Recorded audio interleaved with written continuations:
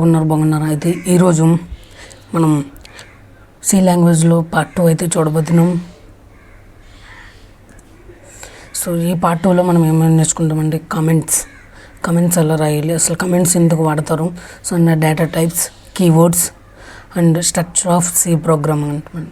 Structure ఎలా ఉంటుంది C program యొక్క and special and important symbols, ఏ సింబల్స్ ఎంత ఇంపార్టెంట్, అసలు ప్రోగ్రామింగ్కి సింబల్స్ అనేవి చాలా ఇంపార్టెంట్, అవి కూడా ఈ వీడియోలో చివరి వరకు అయితే చూసండి. సో ఫస్ట్ వచ్చేసి మనం కమెంట్స్ కదా. సో కమెంట్స్ జనరల్గా ఎందుకు వాడతాం మనం, యూట్యూబ్ కమెంట్స్, ఇన్స్టాగ్రామ్ కమెంట్స్, పొలిటికల్గా కమెంట్స్ చేసుకుంటారు ఒక లీడర్ మీద ఇంకొక లీడర్. సో అట్లాంటి కమెంట్స్ కాదనమాట, ఇవి ఇంచుమించు అట్లాగే అనమాట.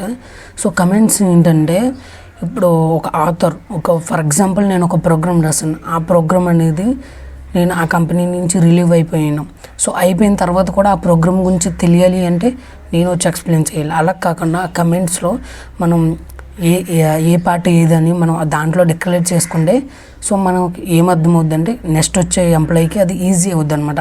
So readability and understandability increase అవుద్ది ఎప్పుడైతే మనం కమెంట్స్ వాడము. అంటే గుడ్ ప్రోగ్రామర్ ఎప్పుడు కూడా కమెంట్స్ అనేది బాగా రాస్తారనమాట. సో కమెంట్స్ ఇంకా విషయానికి వస్తే సి ప్రోగ్రాంలో వచ్చేసి కమెంట్స్ 2 టైప్స్ ఉంటాయి, single line comments, multiple line comments అనమాట. సింగిల్ లైన్ కమెంట్స్కి ఏంటంటే డబుల్ స్లాష్ వాడతాం అనమాట. సో మల్టీ లైన్కి ఏంటంటే /* అనమాట. సో ఈ రెండింటి మధ్యలో వాడతాం. సో మనం నెక్స్ట్ ప్రోగ్రామింగ్ చేసినప్పుడు ఎగ్జాంపుల్తో సహా చూద్దాం.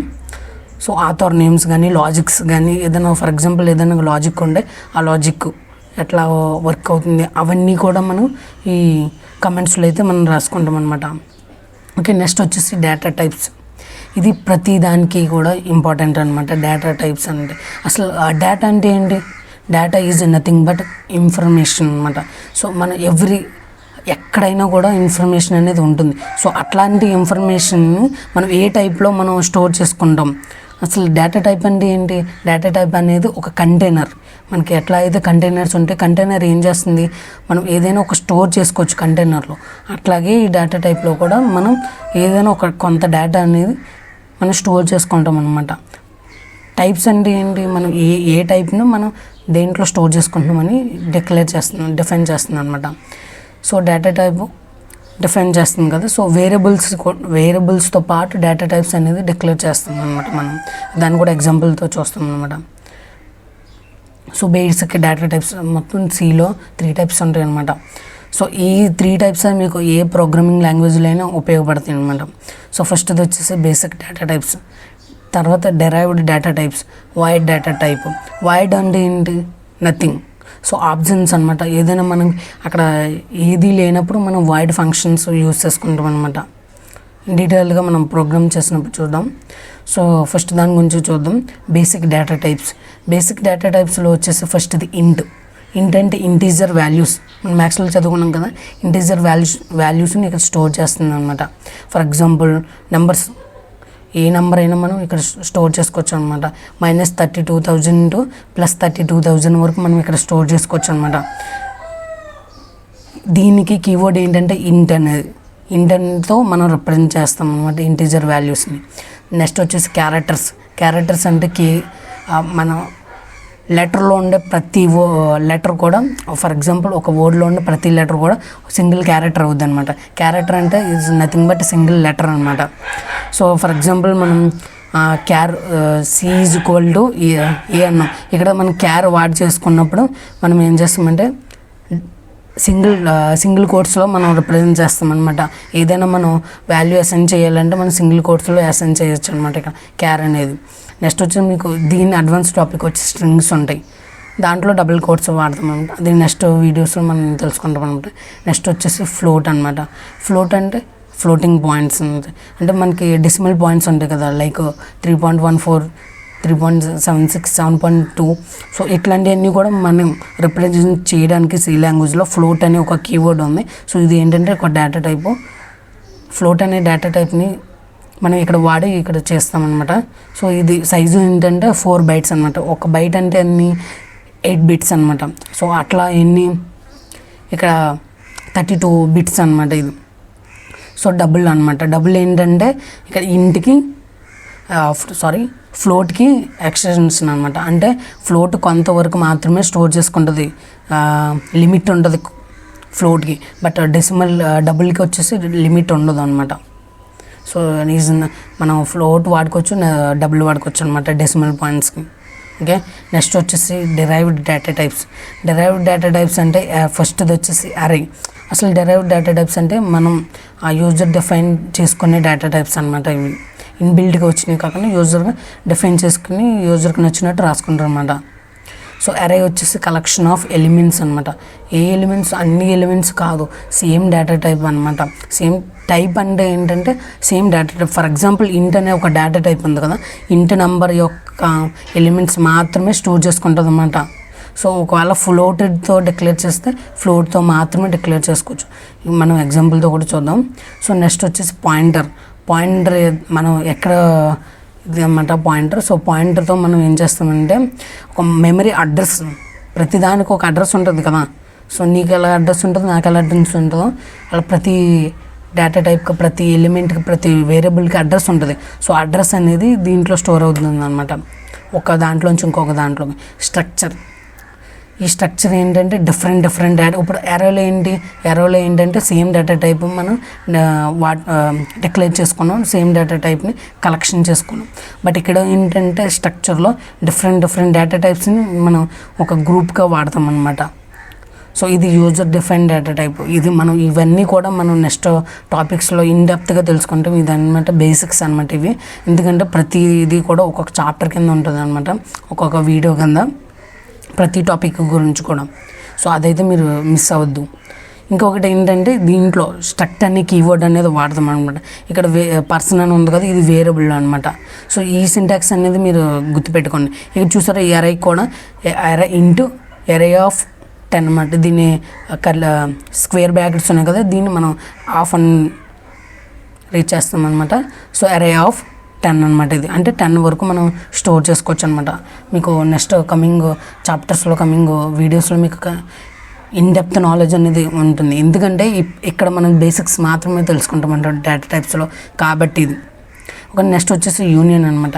యూనియన్ కూడా సేమ్ టు సేమ్ స్ట్రక్చర్ లాగానే ఉంటుంది. సేమ్ స్ట్రక్ట్ అనే కీవర్డ్ తీసి యూనియన్ పెడితే సేమ్ అయిపోతుంది. బట్ ఎందుకు మనం యూనియన్కి స్ట్రక్చర్కి ఎందుకో డిఫరెన్స్ చూపించాలంటే, మనం యూనియన్ అనేది ఓల్డెన్ డేస్లో చాలా ఎక్కువ వాడేవారు. ఎందుకంటే మెమరీ అనేది సేవ్ చేయడానికి సేమ్ మెమరీ లొకేషన్లోనే స్టోర్ అవుద్ది. బట్ స్ట్రక్చర్కి వచ్చేటప్పటికి డిఫరెంట్ లొకేషన్స్లో స్టోర్ అవుద్ది. మనకి ఇప్పుడు మెమరీ అవైలబిలిటీ అనేది ఇంక్రీజ్ అయింది కాబట్టి మనం ఎక్కువగా స్ట్రక్చర్ వాడతాం. ఈజీగా కూడా ఫాస్ట్గా యాక్సెస్ అవుద్ది, ఎందుకంటే డిఫరెంట్ లొకేషన్స్లో ఉంది కాబట్టి. సో యూనియన్ వచ్చేటప్పుడు కొద్దిగా స్లోగా ఉంటుంది, కాకపోతే ఇదేంటంటే సేమ్ మెమరీ లొకేషన్లో స్టోర్ అవుద్ది అనమాట. సో ఎక్కువ శాతం యూనియన్ అనేది ప్రిఫర్ చేయరు అనమాట. ఇప్పుడు ఎన్యూమరేషన్ అనమాట. దీనికి కీవర్డ్ ఏంటంటే ఈనం. ఇది కూడా యూజర్ డిఫైన్ డేటా టైప్ అనమాట. సో దీనికి ఎగ్జాంపుల్ చూసారు కదా, ఇక్కడ ఇది కర్లీ బ్రేసెస్లో ఓపెన్ చేసుకోవాలన్నమాట. ఇది ఈనం కీవర్డ్, ఇది వచ్చేసి మనకి వేరియబుల్ నేము, ఇవి వచ్చేసి మనకి వాల్యూస్ అనమాట. దీంట్లో ఉన్న వాల్యూస్ మనం ఏవైతే పెట్టాలనుకుంటున్నామో అవి. ఓకే, దీంతో మీకు పెద్ద అంత యూజ్ ఉండదు అనమాట. మీరు ఫస్ట్ అయితే మీరు అరే, పాయింటర్, స్ట్రక్చర్, యూనియన్ అయితే మీరు స్పెసిఫిక్గా నేర్చుకోవాలన్నమాట. నెక్స్ట్ ఇంపార్టెంట్ టాపిక్ ఏంటంటే కీవర్డ్స్. కీవర్డ్స్ ఎందుకు ఇంపార్టెంట్ అంటే ఇది ఒక రిజర్వ్ వర్డ్. ప్రతిదానికి మనం కీ అనుకుంటాం. సో అట్లాగే కీవర్డ్ అనేది చాలా ఇంపార్టెంట్ అనమాట. ఎందుకంటే ఇది రిజర్వ్ వర్డ్. దీనికి ప్రతి కీవర్డ్కి స్పెషల్ మీనింగ్ ఉంటుంది. ఇక్కడ మనం ఆ మీనింగ్స్ మనం డిస్కస్ చేయం, ఎందుకంటే మీనింగ్స్ డిస్కస్ అయితే 1 hour వీడియో అయిపోద్ది. ఎందుకంటే ఈ కీవర్డ్స్ ఏవైతే ఉన్నాయో ఈ కీవర్డ్స్ నువ్వు నేర్చుకుంటే అసలు నీకు సి లాంగ్వేజ్ మొత్తం వచ్చేసినట్టే. ఓకేనా. సో దీంట్లో సిలో ఎన్ని కీవర్డ్స్ ఉంటాయంటే 32 కీవర్డ్స్ ఉంటాయి.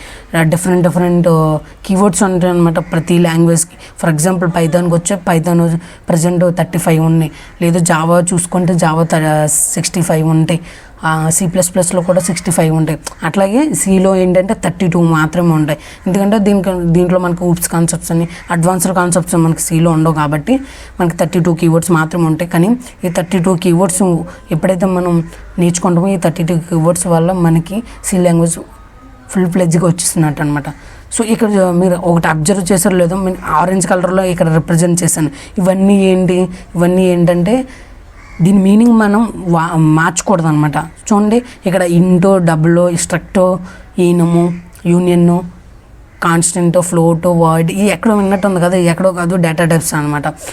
సో చెప్పాను కదా ప్రతి దానికి డిఫరెంట్ మీనింగ్ ఉంటుందని. సో అట్లాగే ఇంటూ, ఫ్లోటు, క్యారో, డబుల్ ఇవన్నీ కూడా డేటా టైప్స్ అనమాట. అందుకనే మనకు రిజర్వ్ వర్డ్ అన్నారు. ఇంట్ అనేది ఒక డేటా టైప్, అందుకని మనం ఇంట్ అనేది ఒక డేటా టైప్ కింద వాడుకున్నాం. దాన్ని వేరియబుల్ కింద వాడకూడదు. వేరియబుల్ కింద అండ్ ఐడెంటిఫైర్ కింద వాడకూడదు అనమాట ఈ కీవర్డ్స్ని. అప్పుడు ఎర్రర్ వస్తుంది అనమాట. అది కూడా ఒకసారి వాడి చూద్దాం అనమాట. నెక్స్ట్ వచ్చేసి స్పెషల్ ఇంపార్టెంట్ సింబల్స్ అనమాట. సో ఎవ్రీ ప్రోగ్రామింగ్కి కొన్ని సింబల్స్ ఉంటాయి. సో మనం బేసిక్ సింబల్స్ అయితే ఈరోజు నేర్చుకుంటాం అనమాట. ఓకేనా, దీంట్లో సింబల్స్ కూడా చాలా ఇంపార్టెంట్ అనమాట. ఎందుకంటే ఈ సింబల్స్ లేనిది సి ప్రోగ్రామింగ్ అనేది లేదు. సో స్క్వేర్ బ్రాకెట్స్ మీరు చూసారు ఇందాక ఎరై కాన్సెప్ట్ వచ్చినప్పుడు ఇంటూ ఎరై ఆఫ్ 10 అనేది నేను అక్కడ రిప్రజెంట్ చేస్తాం మనం. సో అలా చేయడానికి చూసారు ఇక్కడ స్క్వేర్ బ్రాకెట్స్ ఉన్నాయి. ఇవి ఏంటంటే ఓపెనింగ్ బ్రాకెట్స్, స్క్వేర్ బ్రాకెట్స్ అరేస్ని ఇండికేట్ చేయడానికి మనం వాడతాం అనమాట. అరేస్ కాన్సెప్ట్స్ వచ్చినప్పుడు మీకు చాలా బాగా అర్థమవుతుంది. మల్టీ డైమెన్షనల్ అరే, సింగిల్ అరే, సో ఈ కాన్సెప్ట్స్లో మీకు అర్థమవుతుంది అనమాట. నెక్స్ట్ వచ్చేసి సింపుల్ బ్రాకెట్స్. మనందరికీ తెలుసు ఈ బ్రాకెట్స్. సో ఈ బ్రాకెట్స్ ఎందుకు వాడతారంటే సి ప్రోగ్రామింగ్లో ఫంక్షన్స్ డిఫైన్ చేయడానికి కానీ, మీరు సి ప్రోగ్రామింగ్ అలా వర్డ్ ప్రింట్ చేసినప్పుడు మెయిన్ పక్కన బ్రాకెట్స్ ఉంటాయి. అవి ఎందుకు అనుకుంటారు. సో దీన్ని రిప్రజెంట్ చేయడానికి అనమాట. ఏదైనా ఫంక్షన్ కాల్ చేయడానికి కానీ, ఏదైనా ప్రింట్ స్టేట్మెంట్ వాడడానికి కూడా ఇక్కడ మనం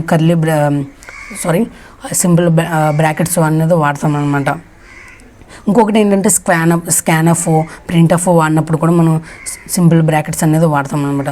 నెక్స్ట్ వచ్చేసి కర్లీ బ్రేసెస్ ఏంటంటే మనకి ప్రోగ్రామ్ ఎండ్ అయినప్పుడు లేదా స్టార్ట్ అయినప్పుడు యూనియన్, స్ట్రక్చరు ఇలా ఎవ్రీ టాపిక్ చాలా చోట్ల మనం వాడుతూ ఉంటాం అనమాట కర్లీ బ్రేసెస్ అనేది.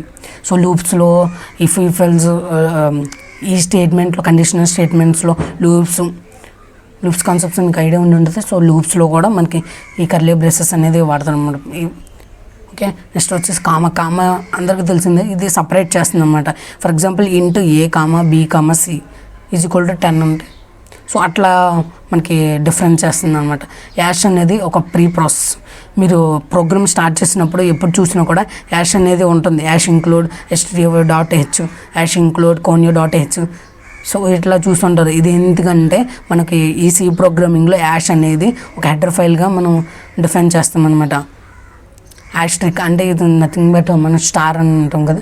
ఈ స్టార్ అనేది ఎందుకంటే పాయింటర్స్ కాన్సెప్ట్లో వచ్చినప్పుడు మనం నేర్చుకుంటాం అనమాట. ఆల్రెడీ మీకు కూడా చెప్పాను, ఇది ఒక అడ్రస్ స్టోర్ చేస్తుంది అనమాట. ఇది డాట్ ఏంటంటే మనం మెమరీని యాక్సెస్ చేసుకోవచ్చు అనమాట.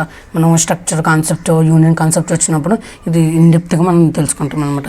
ఓకే, నెక్స్ట్ వచ్చేసి స్ట్రక్చర్ ఆఫ్ సి ప్రోగ్రామింగ్కి వెళ్ళిపోదాం. ఇది స్ట్రక్చర్ ఆఫ్ సి ప్రోగ్రామింగ్ అనమాట. నేను ఇది ఆన్లైన్ కంపైలర్లో వాడుతున్నాను. మీకు ఇష్టమైతే VS కోడ్స్లో వాడుకోవచ్చు. లేదు నేను బిగినర్ అనుకుంటే టర్బోసీలో కూడా వాడుకోవచ్చు అనమాట. టర్బోసీ ఏంటంటే మీకు ఇన్డెప్త్ నాలెడ్జ్ అనేది ఇస్తుంది. ఎందుకంటే మీకు బేసిక్ ఐడియాస్, ఎర్రర్స్ అనేవి మీకు ఈజీగా ఐడెంటిఫై చేయొచ్చు అనమాట టర్బోసీలో. సో ఇది ఏంటంటే కొద్దిగా ప్రతి ఒక్కళ్ళు కూడా వాడుకోవచ్చు అని నేను ఇది చెప్పాను అనమాట. మన సబ్స్క్రైబర్స్ ఎక్కువ శాతం మన మొబైల్లోనే వీడియోస్ చూస్తూ ఉంటారు కదా. సో మొబైల్లో కూడా మీరు కంపైల్ రన్ చేసుకోవచ్చు అనమాట దీంట్లో. సో ఇక్కడ చూసారు కదా, యాష్ అనేది మీకు ఆల్రెడీ చెప్పాను స్పెషల్ సింబల్ అని. యాష్ ఇంక్లూడ్ stdio.h అంటే స్టాండర్డ్ ఇన్పుట్ అవుట్పుట్ లైబ్రరీ అనమాట. కింద మనం ఇక్కడ చూసారు కదా ప్రింట్ఎఫ్ అని వాడడం. నెక్స్ట్ వచ్చి స్కాన్ఎఫ్ కూడా వాడదాం కమింగ్ డేస్లో.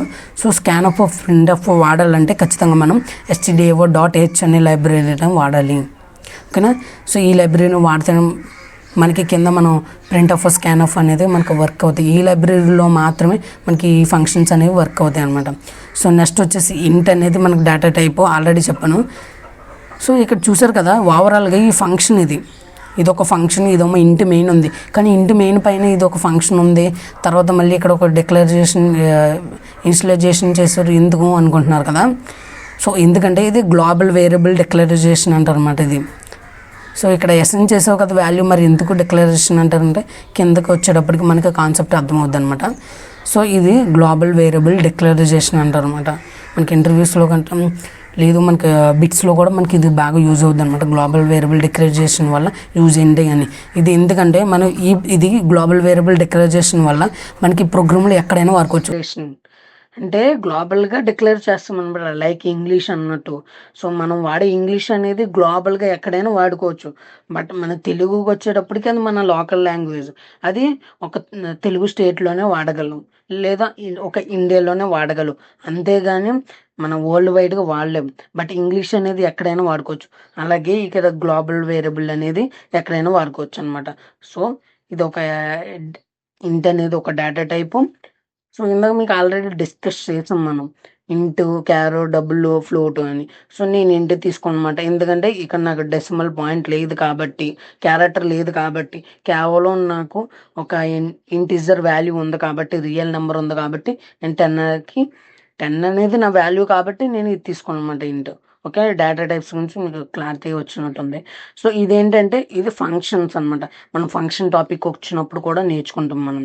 ఈ ఫంక్షన్స్ అనేవి ప్రతి లాంగ్వేజ్లో లేదా ప్రతి ప్రోగ్రామింగ్ కూడా ఇది ఇంపార్టెంట్ అనమాట. సో వైడ్ అనేది మీకు ఆల్రెడీ చెప్పాను. సో ఇట్ ఈజ్ నథింగ్ అనమాట. సో మై ఫంక్షన్ అనేది ఒక ఫంక్షన్ మీకు ఇక్కడ ఏమంటారండి, ఇక్కడ కమెంట్స్ కూడా ప్రొవైడ్ చేస్తాం అనమాట. ఎందుకంటే కమెంట్స్ ద్వారా మీకు ఇంకా క్లారిటీగా తెలుస్తుంది. మీకు ఆల్రెడీ చెప్పాను ఈ టాపిక్లో, ఈరోజు టాపిక్లో కమెంట్స్ గురించి. So comments real life example అనమాట ఇది. ఓకే, తర్వాత మెయిన్ సెక్షన్ ఎందుకు వాడతామంటే ఇది మెయిన్ ఫంక్షన్ అనమాట. ఓకే, ఫంక్షన్ అంటే ఏం లేదు, ఒక సెట్ ఆఫ్ రూల్స్ అనమాట. ఇక్కడ ఫంక్షన్ మనం డిక్లేర్ చేసుకున్నాం. ఎందుకు డిక్లేర్ చేసుకున్నామంటే మెయిన్ సెక్షన్ పైనే, ఎందుకంటే మనం ఎక్కడైనా ప్రోగ్రామ్ తర్వాత వాడుకుంటామని ముందు డిక్లేర్ చేసుకున్నాం. సి ప్రోగ్రామింగ్ ఏదైనా ఎలా ఉంటుందంటే ముందు మనం డిఫైన్గా, అంటే ఫర్ ఎగ్జాంపుల్ డిక్లేర్ చేయాలన్నమాట. ప్రతిదీ కూడా నువ్వు వాడే ప్రతిదీ కూడా డిక్లేర్ చేసుకోవాలన్నమాట. సో తర్వాత ఇక్కడికి వచ్చేటప్పటికి int local variable 20. So local వేరియబుల్కి నేను 20 అని ఇచ్చుకున్నాను అనమాట. సో ఇది మనకి లోకల్, ఏదైతే మెయిన్ ఫంక్షన్ పైన ఉంటుందో అది గ్లోబల్ వేరియబుల్. సో ఏదైతే మెయిన్ ఫంక్షన్ కింద ఉంటుందో, అంటే మెయిన్ ఫంక్షన్లో ఉంటుందో అది వచ్చేసి మనకి లోకల్ వేరియబుల్ అనమాట. ఓకే, ఇది ఫ్లవర్ బేస్ కుంటూ మీకు చెప్పాను. సో ఈ ఫ్లవర్ బేస్ నుంచి ఈ ఫ్లవర్ బేస్ వరకు ఇది ఒక ఫంక్షన్. సో ఓకే, తర్వాత ఇది ఒక ఫంక్షన్. ఈ ఫంక్షన్ చూసారు కదా, ఇది మనం పైన డిక్లేర్ చేసుకున్న ఫంక్షన్ని మనం ఇక్కడ ఇంప్లిమెంట్ చేస్తాం అనమాట. సో ఇది ఫంక్షన్ బాడీ. సో నెక్స్ట్ ఇక్కడ మన టాపిక్లోకి వెళ్ళిపోదాం. ఇక్కడ ప్రింట్ ఎఫ్ అనేది కూడా ఒక ఫంక్షన్. మనం ఏదైతే మన డిస్ప్లే మీద అవుట్పుట్లో రావాలనుకుంటున్నామో దాని అనమాట. సో ఇక్కడ /n అని ఉంది కదా, ఇదేంటి అనుకుంటున్నారు కదా. ఈ /n అనేది మనకి ఏదైతే ఉందో న్యూ లైన్కి, ఫర్ ఎగ్జాంపుల్ చూడండి, మనకి ఎగ్జాంపుల్ చూద్దాం. ఇక్కడ రన్ చేస్తున్నాను. సో ఇక్కడ చూడండి మనకు అంతా ఒకే లైన్లో వచ్చింది, మనకి గజిబిజిగా ఉంది, మనకి తెలియట్లేదు. సో అట్లాంటప్పుడు నేను /n అనేది పెట్టుకుంటాను అనమాట. /n ద్వారా యూజ్ ఏంటో మీకే తెలిసిపోతుంది. ఇప్పుడు అది చూసారా, అంటే ఇక్కడ లైన్ బ్రేక్ అయిపోయి ఇంకొక లైన్లో మనకి ఇది వచ్చింది. అంటే ఈ వర్డ్ ఎంటర్ అవుట్పుట్లో రాగానే మనకి అక్కడితో లైన్ బ్రేక్ అయిపోతుంది, నెక్స్ట్ లైన్లో ప్రింట్ అవుతుంది ఏదైనా కూడా. సో ఇక్కడ ఏంటంటే మనం ఫంక్షన్ కాల్ చేసుకున్నాం అనమాట. ఇది యూజర్ డిఫైన్డ్ ఫంక్షన్ అనమాట. సో మన ఫంక్షన్ కాలింగ్ ఇవన్నీ కూడా మీకు ఫర్దర్ అడ్వాన్స్ టాపిక్లోకి వెళ్ళినప్పుడు మీకు అర్థమవుతుంది ఖచ్చితంగా. సో ఈ ఫంక్షన్ కాల్ అనేది మీరు గుర్తుపెట్టుకోండి. ఈ రిటర్న్ ఏంటంటే సక్సెస్ఫుల్గా ఎగ్జిక్యూషన్ అనమాట, ఇది రిటర్న్ అనేది. ఓకే, సో ఫర్ ఎగ్జాంపుల్ నాకు మరి ఇక్కడ లోకల్ వేరియబుల్ అన్నో గ్లోబల్ వేరియబుల్ అన్నో నాకు అది ప్రింట్ కావాలనుకుంటున్నాను అనుకో. సో ఇక్కడ గ్లోబల్ వేరియబుల్ వాల్యూ నీకు వచ్చింది కాబట్టి ఇక్కడ కూడా నీకు గ్లోబల్ వేరియబుల్ యూసేజ్ నీకు చూపిస్తాను. గ్లోబల్ వేరియబుల్ కదా, సో ఇక్కడ మనకి ఫస్ట్ గ్లోబల్ వేరియబుల్ ఇది కాపీ చేసుకున్నా, ఇక్కడ గ్లోబల్ వేరియబుల్ పేస్ట్ చేసుకుంటా. సో నెక్స్ట్ ఏంటి, మనకు లోకల్ వేరియబుల్. సో ఈ రెండు కూడా మనకి ఇక్కడ ప్రింట్ అవుతాయి అనమాట. సో వేరే ఫంక్షన్లో మనకి ఇలా ప్రింట్ అవ్వదు అనమాట. ఎప్పుడైతే నీకు మెయిన్ ఫంక్షన్ క్లోజ్ అయిపోతుందో, ఇంకా యూసేజ్ కూడా చెప్తాను. ఇక్కడ మీకు ఇంకొక 2 కూడా వాడతాను అనమాట. ఇక్కడ అలోవర్డ్ అన్న చోట ఇక్కడ మాడ్యులస్ డి ఇది. సో మాడ్యులస్ డి ఎందుకు వాడతామంటే మనం ఇక్కడ ఏదైతే వాల్యూ ప్రింట్ అవ్వాలనుకుంటున్నామో అక్కడ మనం మాడ్యులస్ డి అని పెడతాం అనమాట. ఫస్ట్ ఇక్కడ లోకల్ వేరియబుల్ అనేది ఇక్కడ ప్రింట్ అవుతుంది.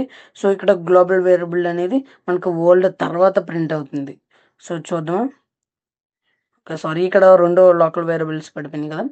సో ఇక్కడ గ్లోబల్ పెడదాం. సో చూడండి అవుట్పుట్. ఇక్కడ ఏదో మిస్టేక్ అయింది కదా. సో ఓకే, ఇక్కడ మనం ఎక్కడ ఇక్కడ చూసారు కదా లోకల్, ఇక్కడ యా సో ఇక్కడ లోకల్ వేరియబుల్ అనమాట. సో ఇక్కడ చూసారు కదా, ఇక్కడ హలో లోకల్లో ఎంత ఇచ్చాం మనం 20 ఇచ్చాం. సో ఇక్కడ లోకల్ ఫస్ట్ ఇచ్చాం కాబట్టి ఫస్ట్ మాడ్యులస్ డి అనేది ఇక్కడ రీడ్ అవుతుంది. సో సెకండ్ మాడ్యులస్ డి అనేది ఇక్కడ మాడ్యులస్ డి ఎందుకు వాడమంటే ఇక్కడ మనకి ఇంటిజర్ వాల్యూ కాబట్టి మాడ్యులస్ డి వాడమన్నమాట.